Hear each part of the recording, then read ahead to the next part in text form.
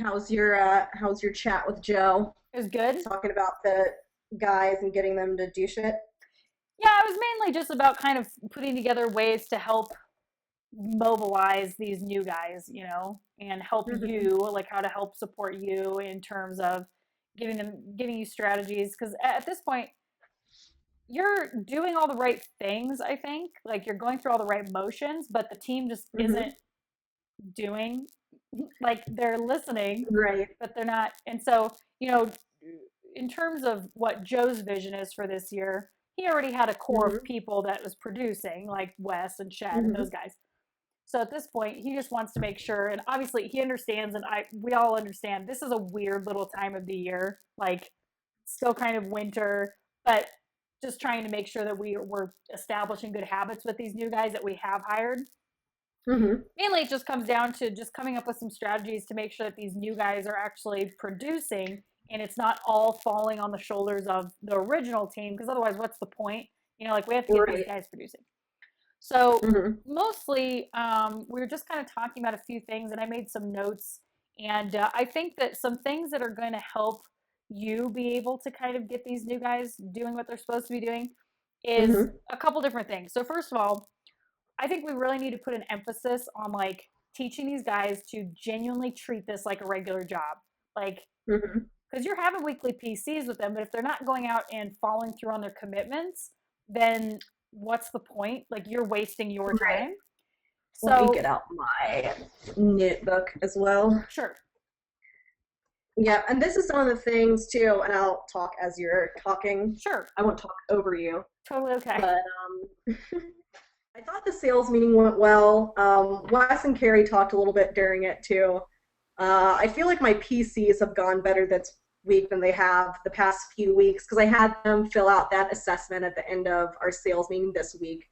And I've gone through it all with each of the guys, and they Yeah, actually have a plan in place for going out this week. So I figured this week I have my sales meeting. I'm done with my PCs. So tomorrow I'm going to do kind of like a midweek assessment and go through and call all the guys to see where they're at so far for the week and right. what they still how far along they are with their goals for the week so we can actually measure those. But the assignments that I've given them are to actually write down the number of doors they're knocking on this week so that we can actually come back and measure and see these are the amount of doors you knocked, these are the amount of inspections that you set up from that. So now we have a good ratio for you that we can focus on for the next few weeks Right. and so we can actually measure and see what's going on. And have you done this with them before?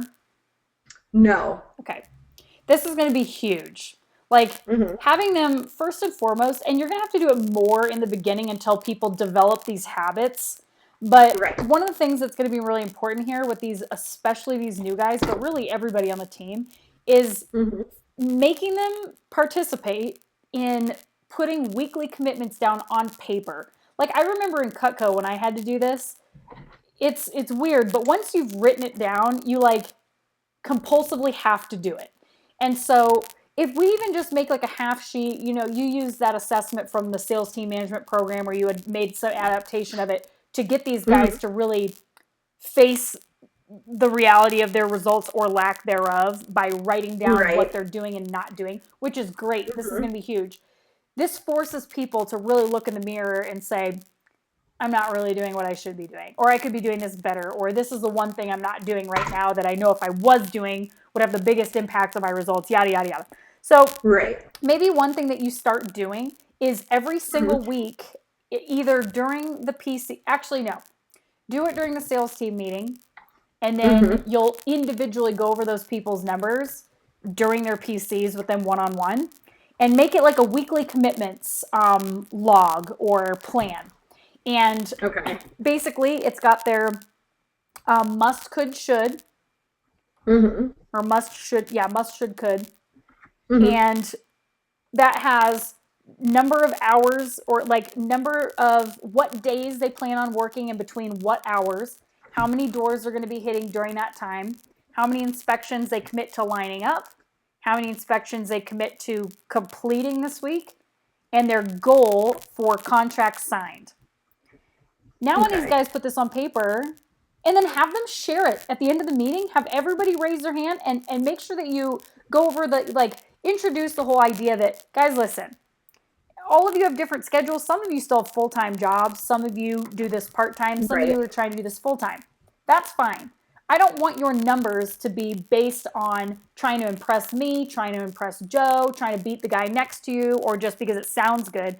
I want to know, honestly, what you are committed to doing this week for you. Mm-hmm. Okay? I'm not comparing your numbers to anybody else.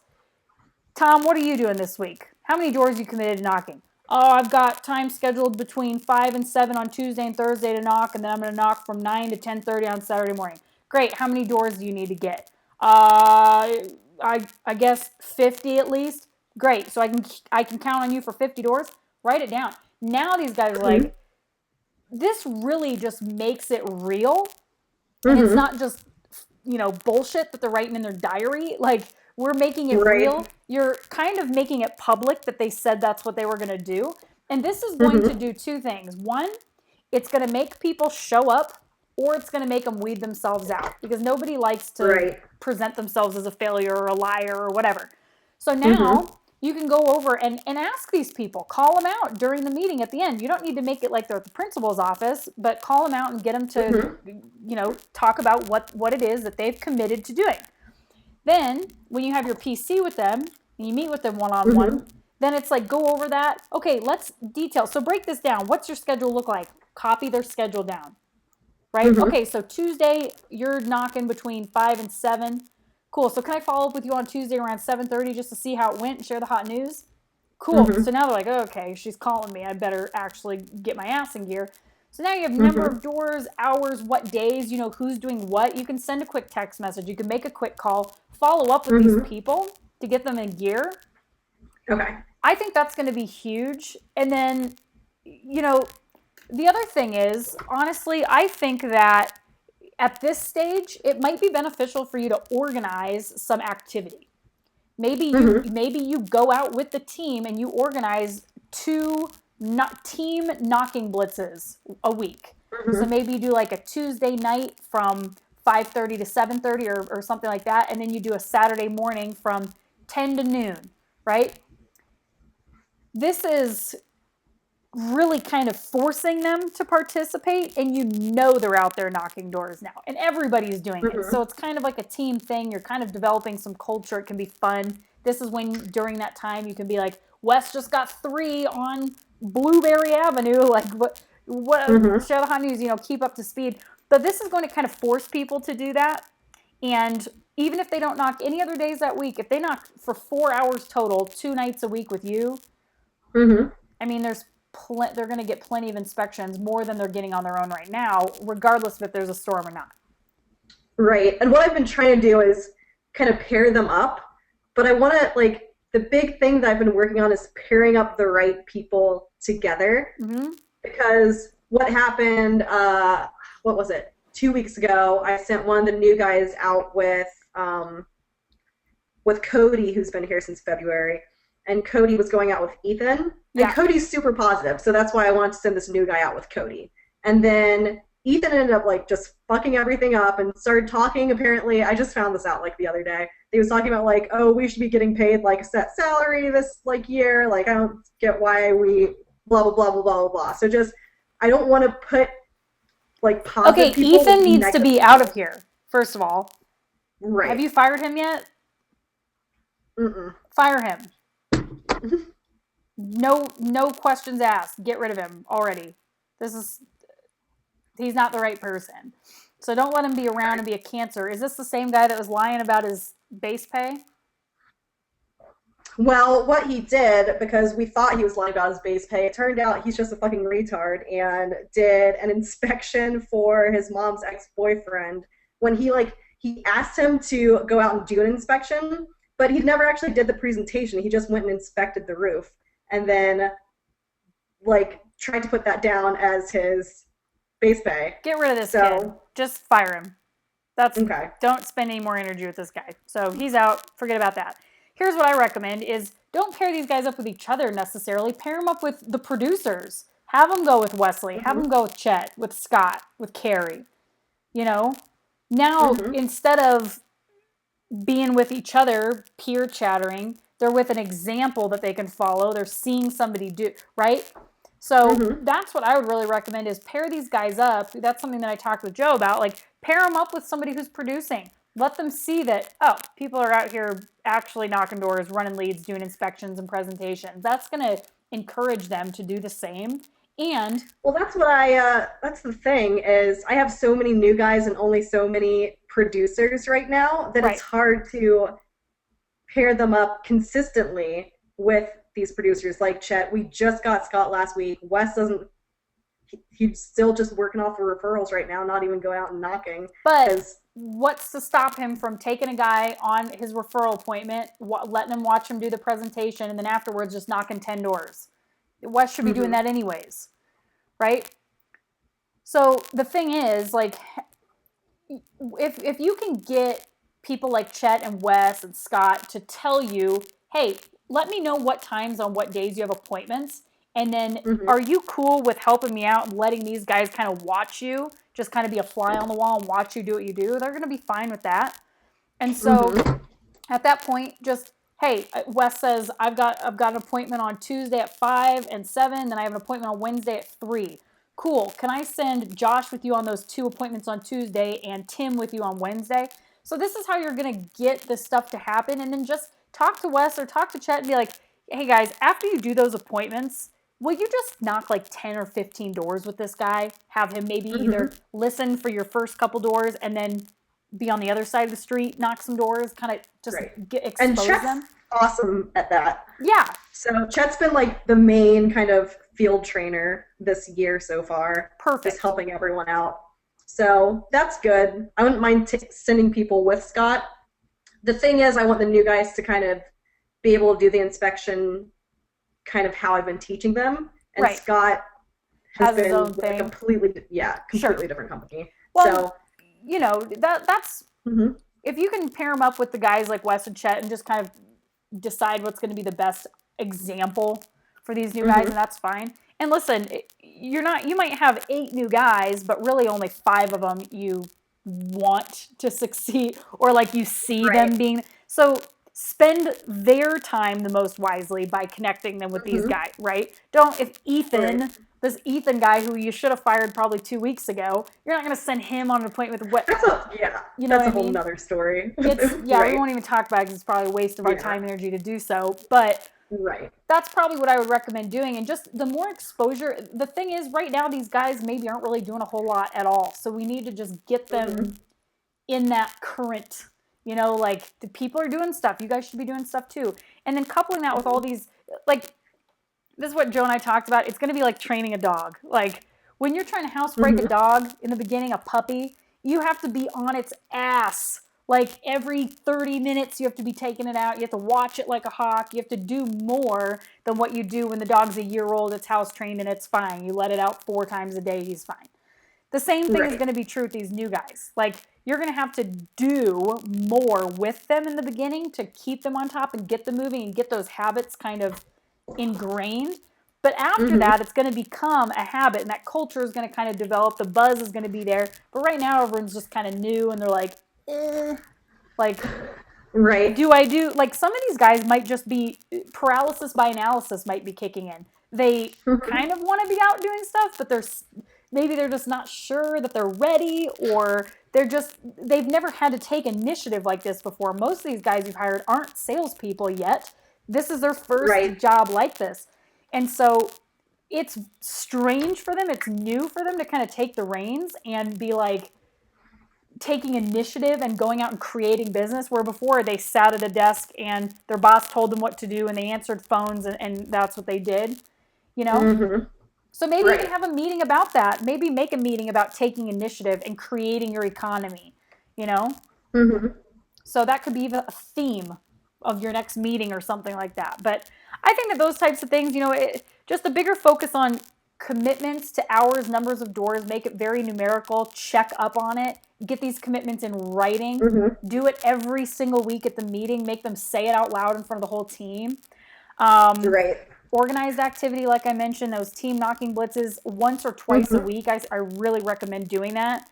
Pairing them up with the guys who are producing so that they can watch and then see, like, these guys are actually making shit happen. There's no excuse for me not to. And Mm-hmm. then just teach them, even for these guys that have a full-time job, because I know some of the guys you've hired work full-time, right? Mm-hmm. Well, here's what you can do. You need to show them how simple it can be, even with a full-time job. So here's an example.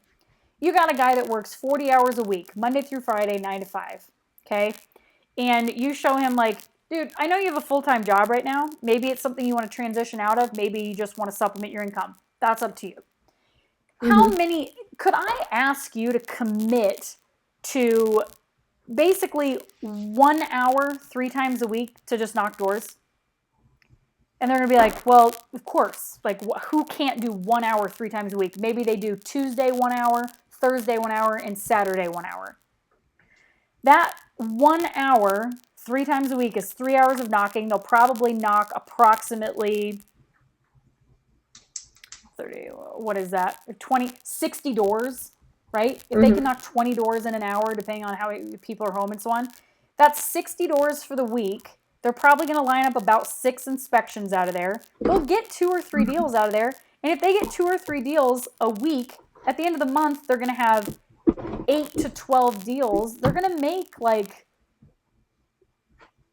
8 to 12 grand a month. Right. That's somebody knocking 3 hours a week. They could make 6 figures this year, 3 hours a week. Now you show them that and they're like, oh shit, that's a lot simpler than I thought. Because right now they're not doing anything. So in their minds, it's this big cloud of like doubt and like they don't know, they don't see Right. how it would come together. But when you show, Mm-hmm. look, dude, you're working full time right now. 3 hours a week, you can probably take home 8 to 12 grand a month if you can commit to Mm-hmm. getting 60 doors in. Can I count on you to do that? Do you want to make 8 to 12 grand a month? Right? Right. So when you show them that, now they're like, oh, right? Mm-hmm. So sit down and do that. Show these guys on paper what, I mean, it's easy to take the numbers. For every 10 doors they knock, they should get at least one inspection. For, at the end of the day, and taking into consideration no signs, no damage, and jobs that don't even get approved, they should be still getting about 50% of those turned over. Mm-hmm. So it's there's really no excuse for somebody working full time to even get a deal a week. If they got a deal a week, they're making 4 grand a month still. They're going to make Right. 50 grand for the year. That's probably more than they're making at their freaking W-2 job working for the Mm-hmm. man. And it's So, way more flexible. Like, it's crazy. So that's what I would recommend doing, is just showing these guys the opportunity and making them go, mm-hmm. aha, right? Right. And I mean, I'm definitely going to implement these things. I feel like this week's sales meeting kind of put things into perspective for a lot of the guys because Mm-hmm. all the feedback I got was like, wow, that was a reality check. I'm really not working full time at all. Like, that's how my PCs have been. And so I've just been like literally breaking it down for all of them this week. Yep. So we'll see when I do my midweek assessments tomorrow how things are going. But I think there was also a pretty big learning curve in March as far as getting out doing inspections and either not signing deals at first or having like a ton of denials at first too. So Sure. I talked to a couple guys this week that they're finally getting in their first scopes and they're finally like got their first draw, actually see that they can make money with this job. Right. So that also builds up their confidence too and makes them want to actually go out and knock more doors. So I think Absolutely. that's a big thing too. And the fact that I can promote now that these newer guys are getting these deals. Right. But I was talking to one of the newer guys, Cody, who started back at the very end of February.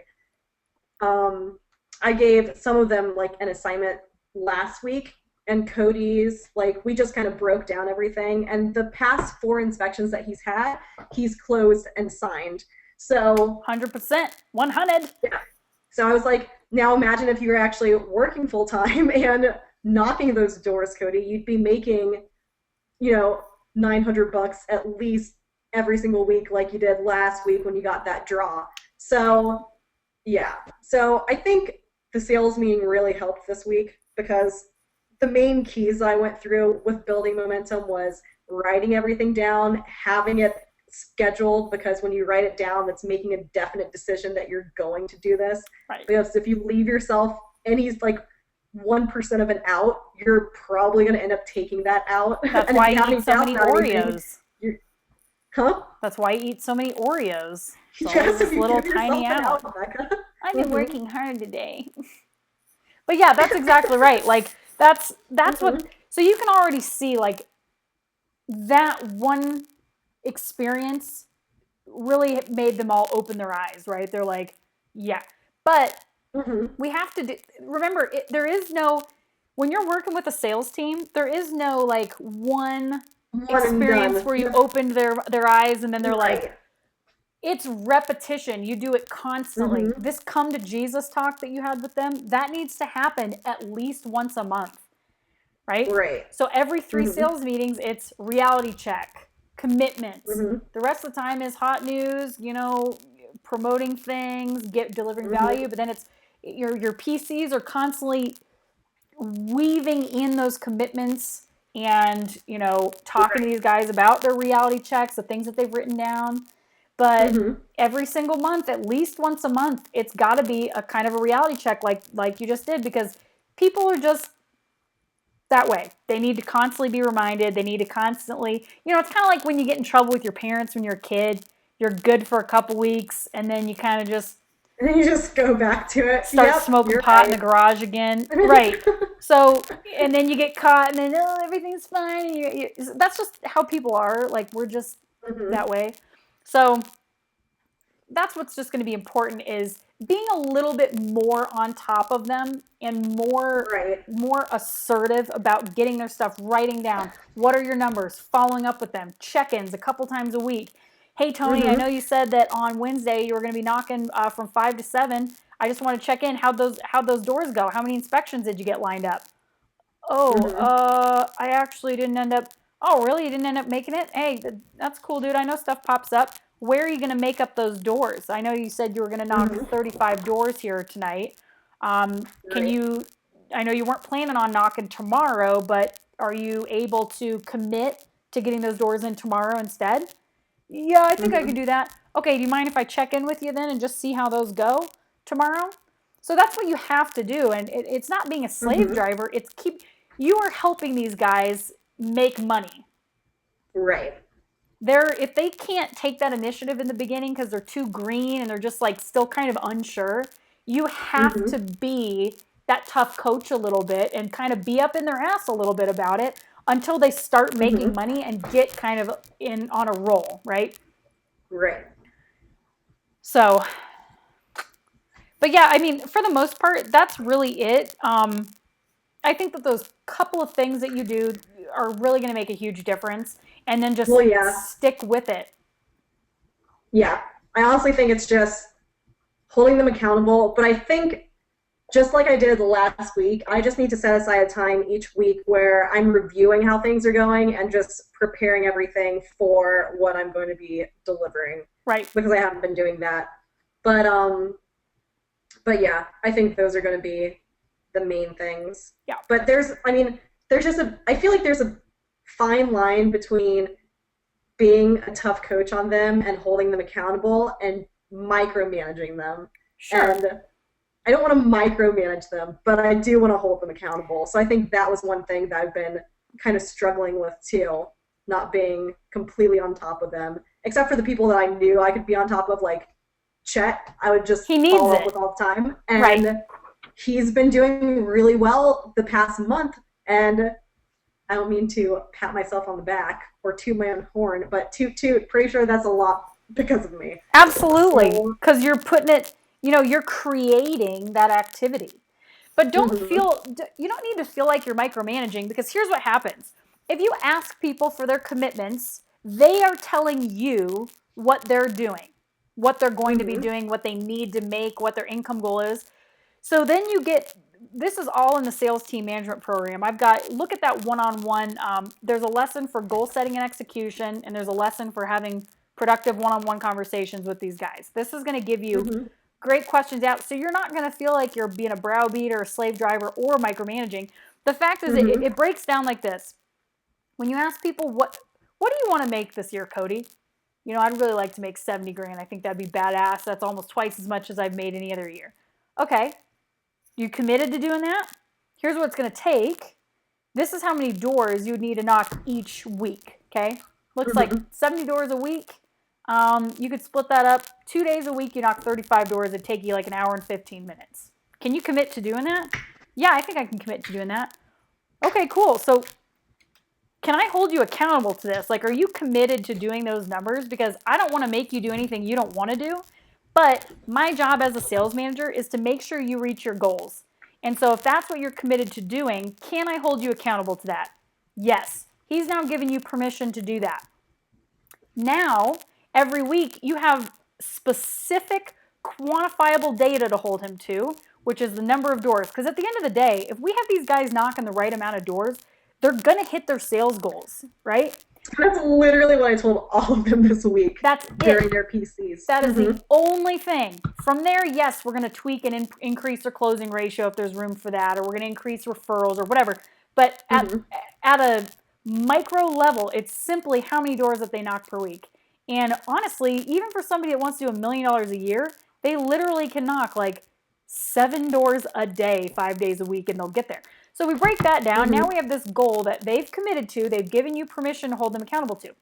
Now, when they get into a habit of not fulfilling those commitments, it's like week one, maybe he didn't quite do it, and you talk to him. It's like, hey, so what Mm-hmm. happened? Well, this happened, this happened. Okay, well, listen, dude, my job at this point is just to help you stay accountable to your goals. So, are we going to be able to make this up next week? You might have to work an extra day to make up those numbers. Yeah, I can do that. Mm-hmm. Okay, cool. Well, I'll check in with you next week on date to make sure that we're staying on pace. Sound good? Yep. Next week, maybe he still doesn't do it. At this point, the conversation turns. You're not micromanaging anymore. You just straight out call him out and be like, Cody, I got to be honest with you here. Like, I really don't want to feel like I'm pestering you or micromanaging you. But when we first talked on date, you know, when you first got started, Mm-hmm. you told me that you were committed to making 70 grand this year so that you could double your income, basically double the income you've ever made at any other job before this so that you could buy a new truck or whatever it was that he said that he wanted to do. And it's like, that day you basically told me I could hold you accountable to knocking those 70 doors per week, which we talked about was only going to be 35 doors twice a week. It was basically going to be a total of about 2.5 hours of your time. And, we've talked a couple times since then, and you have yet to really stay on top of that. Like, what's the deal here? I mean, is this Mm-hmm. really what your goal is, or did you just tell me that to make it sound good? Because if this really isn't your goal, you need to tell me so that I can make adjustments about being your leader and coaching you through this to get you there. But at this Mm-hmm. point, I mean, are you really just, is there something that I can help you with? Like, how can I help you get there? Or is this just kind of maybe you're being a little bit lazy or dropping the ball? I mean, let's just be straightforward Right. here with each other.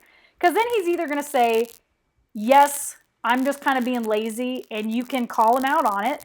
Or B, he's going to say, well, actually, what I found was I don't have the time for it with my full-time job and I've got a kid. And it's like, okay, then let's recalibrate. What do you have time for? Change the number. Okay, can I Mm-hmm. hold you accountable to this? So that's how you have those conversations. Does that make sense? Mm-hmm. Yeah, it does. So you're not I write those micromanaging, numbers down. Mm-hmm. right, at all. And if this is somebody that just constantly isn't, then you know not to spend time with that person anymore. If this is something that Mm-hmm. every freaking week you're having the same conversation, you're wasting your time. Let him, if he's going to turn in one job a month and trickle by, that's Mm-hmm. cool. You'll take that job a month. It ends up to be probably 120 grand at the end of the year, but you don't need to Mm-hmm. spend your time and energy trying to raise this bird out of the nest and fly away, right? Like, Right. everybody's gonna have off weeks. Low. I mean, I was the same. I'd have weeks where I'd turn in 200 grand, and then the next week I'd like turn in one deal. Trent would be like, "What the hell's Mm-hmm. going on?" I'm like, I just wasn't feeling it this week. Honestly, I'll make up for it next week, and then I would. So they're gonna be people Uh-huh. like that with your guidance are really gonna do well. And they're gonna be people that are kind of like, but with your guidance they do way more than they would. right? Those are Right. still worth your time too. But then there are the people who just like talk, talk, talk, talk, talk, but they never do shit. And you don't spend time with those people. If they want to stick around and they're going to turn in a deal every now and again, let them. Hmm. But you're not going to waste your time trying to Yeah. develop them into this like all-star salesperson because they're not willing to do what's necessary for that. Most Got people it. aren't that person though. Most people are either going to be badass or they have the ability to do very well and be an average salesperson, but they still need your help. Those are the people Hmm. you want to focus on. Okay. Classic 80-20 rule. Classic. Classic. Classic textbook case of 80-20 rule. Well, that's good. I feel like I should drop the microphone now. I know. You're done. It's this Um. caffeine I got in my system. I had kind of stopped drinking pop for a while. And then Hmm. today I was just like, I felt like a slug. So I'm like, you know what? Yeah. Allison deserves my caffeinated self. I'm gonna pump myself up with some Thank you. DC. Gonna give her the goods.